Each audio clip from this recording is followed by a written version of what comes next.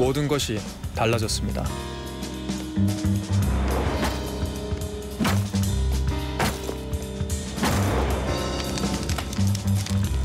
지금까지와는 다른 문명을 만들어야 하는, 그래야만 살아남을 수 있는 시대입니다.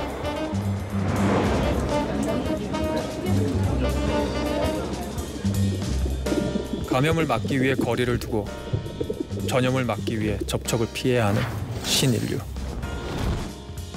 우리는 호모 언택트입니다.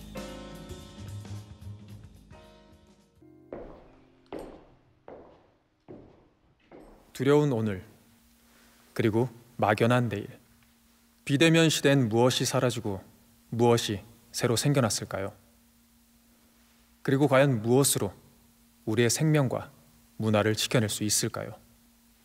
렉처 멘터리 호모 언택트는 이미 달라졌고 앞으로 더 많이 달라질 세상, 대한민국의 비대면 시대를 함께 이야기해 봅니다.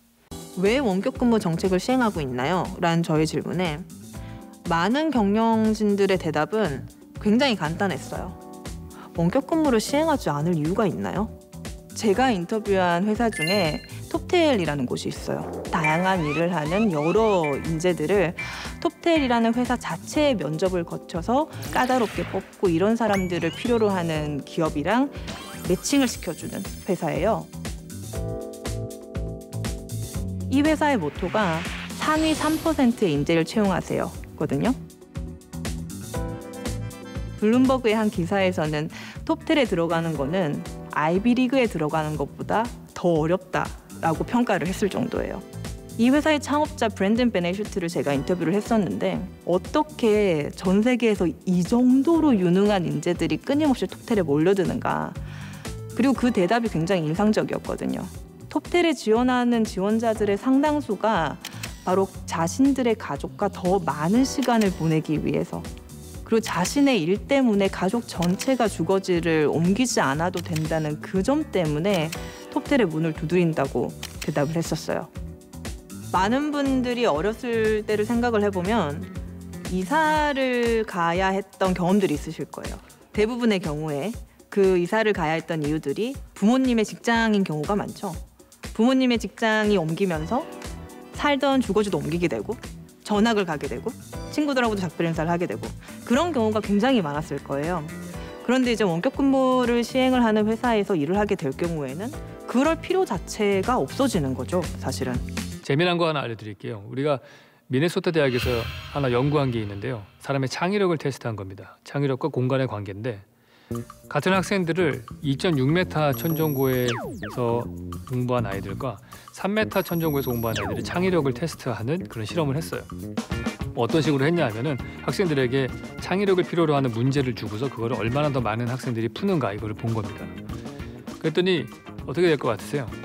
3m 천정고에서 공부한 아이가 2.6m 천정고에서 공부한 아이보다 창의력이 2배가 높게 나왔습니다. 딱 40cm 차이밖에 안 나는데 엄청난 차이를 갖고 온 겁니다. 그럼 그 40cm는 무슨 의미냐? 우리가 성인이 손을 뻗어서 닿지 못하는 공간이라는 거예요.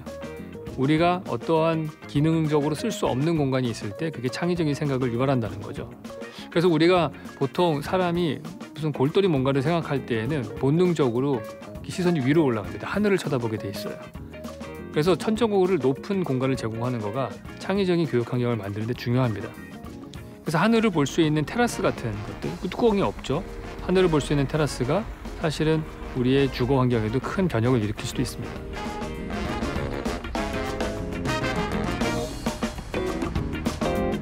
이어서 학교 같은 경우를 한번 생각해 볼 필요가 있어요. 사실 뭐 아시겠지만 학교에 가서 보시면은 바뀐 게 별로 없습니다. 저희 아버지가 다닌 학교나 제가 다닌 학교나 우리 아들이 다닌 학교나 다 똑같이 생겼습니다. 다 기역자 모양의 4층짜리 건물, 운동장 하나 겨우 남겨놓고 사진을 보시면은 교도소하고 다를 바가 하나도 없어요. 지극히 산업화의 표준화와 대량 생산의 개념으로 만들어진 그런 공간 체계입니다. 그 이유는 뭐냐면은 많은 학생을 모아놓고 적은 수의 교사로 애들을 표준화된 교육을 시키기 위해서 그렇게 학교가 만들어진 거예요.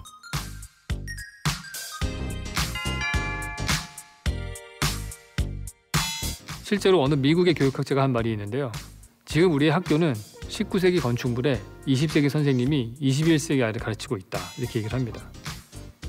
학교는 사실상 바뀐 게 거의 없다고 봐야 되는 겁니다. 똑같은 시간에 아이들이 학교로 등교를 해서 교실에서만 지낼 수 있게끔 훈련을 한 거죠. 이런 운영 체계는 지난 100년간 바뀐 적이 없습니다. 근데 만약에 지금 우리가 새로운 운영 체계를 만든다면은 그러면은 완전히 새로운 학교를 만들고 그렇게 해서 만들어진 아이들은 새로운 사회를 만들 수도 있을 겁니다.